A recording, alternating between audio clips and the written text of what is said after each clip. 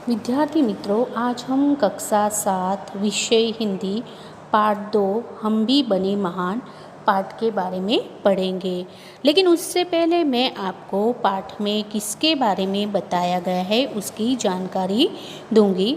तो प्रस्तुत इकाई में स्वामी विवेकानंद, गोपाल कृष्ण गोखले, सचिन तेंदुलकर और हजरत अली के जीवन से जुड़े कुछ प्रसंग दिए गए हैं। तो इसमें से मैं आपको पहले स्वामी विवेकानंद के बारे में जानकारी दूंगी। तो स्वामी विवेकानंद का जन्म 12 जनवरी 1863 को कलकत्ता में हुआ था। आपके बचपन का नाम नरेंद्रनाथ दत्त था। स्वामी विवेकानंद नाम उनको उनके गुरु रामकृष्ण परमहंस ने दिया था। अमेरिका के शिकागो में आयोजित विश्व धर्म सम्मेलन में आपने भारत की ओर से सनातन धर्म का प्रतिनिधित्व किया था। वेदांत दर्शन का प्रचार पूरे विश्व में किया। उन्होंने समाज सेवक के कई कार्य भी किए थे। जिस पल मुझे यह ज्ञात हो गया है कि हर मानव के हृदय में भगवान है, तभी से अपने सामने आने वाली हर व्यक्ति में ईश्वर की छवि देखने लगता हूँ। अब देखो, उन्होंने रामकृष्ण मिशन की स्थापना की थी। अब मैं आपको स्वामी विवेकानंद के अनमोल विचार के बारे में बताऊंगी।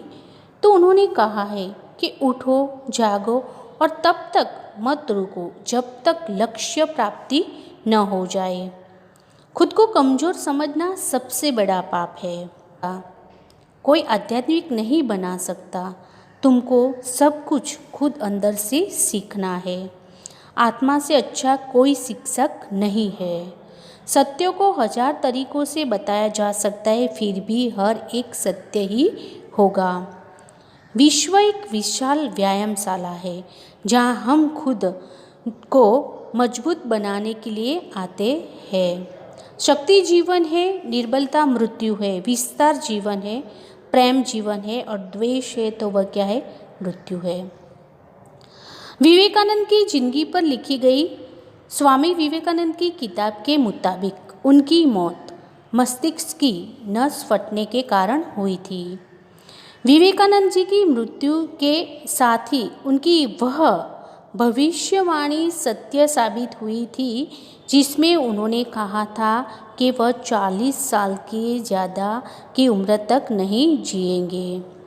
मृत्यु के बाद उनका अंतिम संस्कार बेलूर में ही उसी गंगा घाट पर किया गया जहां 16 साल पहले गुरु रामकृष्ण परमहंस का किया गया था। अब देखो, अब पाठ के बारे में मैं आपको बताऊंगी। पाठ 2 हम भी बने महान। सीधे साधे कार्य एवं घटनाओं में कर्तव्य पालन, प्रामाणिकता, मानवता, अविरत अभ्यास आदि तत्व जुड़ने पर कार्य और कर्ता दोनों की गरिमा और महिमा बढ़ जाती है।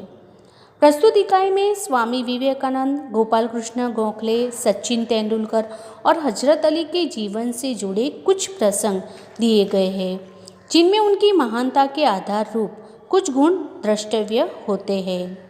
यही गुण हमारे जीवन के लिए प्रेरणा पीयूष है। ऐसे गुणों को अपनाकर हम भी महान बन सकते हैं। कर्तव्य, फर्ज। मेले में सब खिलौने ले रहे थे। तब नरेंद्र नामक एक लड़के ने 2 रुपये का एक शिवलिंग खरीदा। अब भी उसके पास एक चवन्नी बची थी। एक लड़की को रोते देखकर नरेंद्र ने उससे पूछा, क्यों रो रहा है? लड़के ने कहा, मेरे पास एक चवन्नी थी, कहीं गिर गई।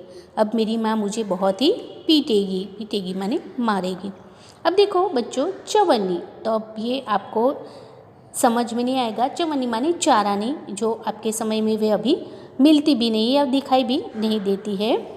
तो जब मेले में नरेंद्र ने एक शिवलिंग खरीदा था तो उसके पास एक चवन्नी बची थी। तो उसी दौरान एक लड़की को रोते हुए देखकर नरेंद्र ने उससे पूछा कि तुम क्यों रो रहे हो? तो उसने कहा मेरे पास एक चवन्नी थी, वह कहीं गिर गई है, इसके कारण मेरी माँ मुझे बहुत ही मारेगी।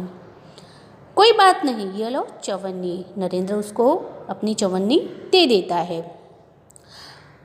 कहकर नरेंद्र ने अपनी चवन्नी उसे दे दी और आगे बढ़ गया। अभी नरेंद्र कुछ दूरी ही गया था कि सामने से एक मोटर आती दिखाई दी। एक छोटा सा बच्चा उस मोटर से बिल्कुल बेखबर चला जा रहा था। बेखबर माने अनजान। नरेंद्र ने झपट कर उस बालक को खींच लिया तो वह जो लड़का था वह मोटर से बिल्कुल अनजान चला जा रहा था। तो जैसे ही नरेंद्र की नज़र पड़ी तो उसको झपट कर वह बालक को खींच लेता है और वह बालक को बचा लेता है। एक पल की देरी होती तो वह बालक मोटर के नीचे आ जाता। एक पल की भी अगर देरी होती तो वह बालक मोटर के नीचे आ जाता और उसकी मृत्यु हो जाती। इसी झपटने की क्रिया में नरेंद्र के हाथ से शिवलिंग छूटकर गिर गया और टूट गया। तो इसी झपट के कारण जैसे ही नरेंद्र उस बच्चे को बचाता है तो उसके हाथ में जो शिवलिंग था वह टूट गया।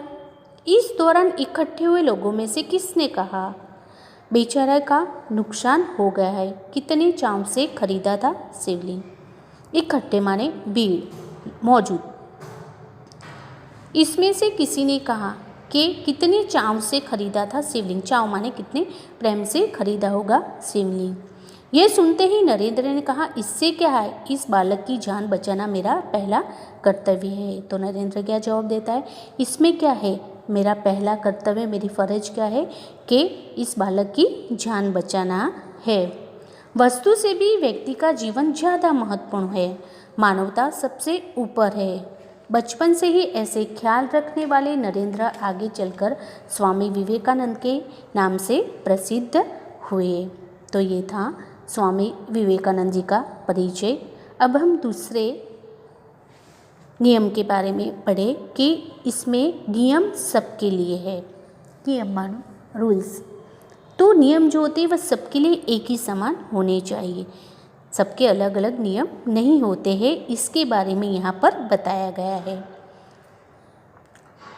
बात सन 1885 की है। पूना के न्यू इंग्लिश हाई स्कूल में समारोह हो रहा था।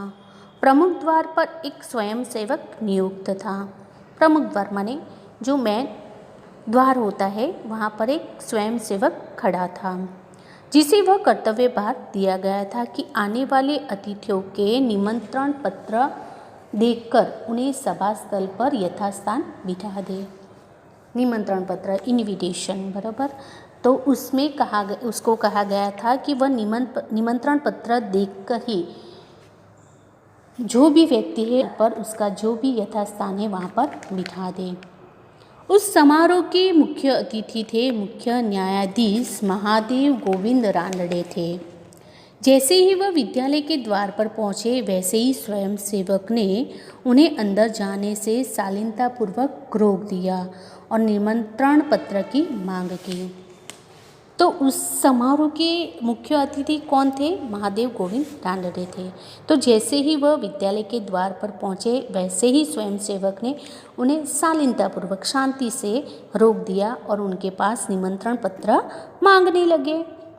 बेटा मेरे पास तो निमंत्रण पत्र नहीं, रानड़े ने कहा। क्या कहता है कि मेरे पास तो निमंत्रण पत्र नहीं है, क्षमा करें, तब आप अंदर प्रवेश न कर सकेंगे। स्वयंसेवक का नम्रतापूर्ण उत्तर था। द्वार पर रानड़े को देखकर स्वागत समिति के कई सदस्य आ गए और उन्हें मंच की ओर ले जाने का प्रयास करने लगे। तो जैसे ही स्वयंसेवक उनको अंदर जाने के लिए मना करते हैं तो स्वागत समिति के और कई सभ्य होते हैं तो वह उन्हें मंच पर ले जाने का प्रयास करते हैं, लेकिन स्वयंसेवक उनको जाने नहीं देते हैं। पर स्वयंसेवक ने आगे बढ़कर कहा, श्रीमान मेरे कार्य में यदि स्वागत समिति के सदस्य ही रोड़ा अटकाएंगे तो फिर मैं अपना कर्तव्य कैसे निभा सकूंगा? कि अगर स्वागत समिति के ये सदस्य सभ्य ही मेरे कार्य में ऐसे रोड़ा अटकाएंगे तो मैं अपना कर्तव्य कैसे निभाऊंगा? कोई भी अतिथि हो उसके पास निमंत्रण पत्र होना ही चाहिए। भेदभाव की नीति मुझसे नहीं बरती जाएगी। कि मेरा कर्तव्य है कि कोई भी अतिथि हो उसके पास अगर निमंत्रण पत्र होगा तो ही मैं उसको जाने दूंगा, क्योंकि भेदभाव की नीति मुझसे नहीं बरती जाएंगी, क्योंकि मेरे लिए तो सभी लोग हैं एक समान ही है और मेरे नियम सबके लिए एक समान ही है। यह स्वयंसेवक आगे चलकर गोपाल कृष्ण गोखले के नाम से प्रसिद्ध हुआ और देश की बड़ी सेवा की। तो विद्यार्थी मित्रों, आशा रखती हूँ कि पार्ट 2 में भाग 1 आपको समझ में आया होगा।